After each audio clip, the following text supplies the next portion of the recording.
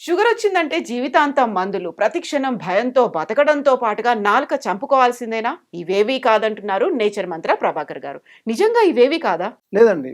ముందు sugar reverse అయిద్దా కాదనే దానికి సమాధానం అయిద్ది. ఎందుకు అయిద్ది? ఎట్లా అయిద్ది? మనం ఎక్కడ తప్పు చేసామో దాన్ని సరి చేస్తే అయిద్ది. సింపులే కదా ఇది. మళ్ళీ కరెక్ట్‌గా వచ్చినప్పుడు షుగర్ నార్మల్‌గా వచ్చినప్పుడు మళ్ళీ అన్ని స్వీట్లు తినొచ్చు, అన్ని తినొచ్చు కదా! తినొచ్చు అంటే మళ్ళీ అప్పుడు చేసిన తప్పులు చేయకూడదు. హ్మ్. మళ్ళా మన బాడీకి కొన్ని కావాల్సినయి ఏవైతే ముఖ్యమైనవి ఉంటాయి కదండీ పోషకాలు. అవి ఇయ్యాలిగా.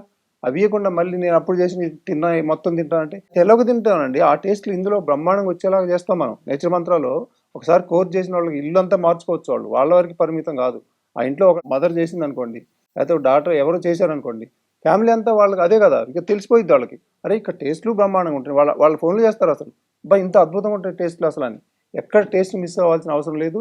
పద్ధతులు మార్చుకొని ఇంట్లో మనం కొంచెం కొంచెం చిన్న చిన్న మార్చుకుంటే సరిపోయింది అంతే. హ్యాపీగా లైఫ్ చేయొచ్చు. ఈ రోజు నిరంతరం భయపడి లోపట దాన్ని పెద్ద మహమ్మారిని పెట్టుకొని ప్రతి కణం దెబ్బతినే ఇటువంటి పరిస్థితిలో మెడిసిన్ తోటి ఇవన్నీ అవసరమా?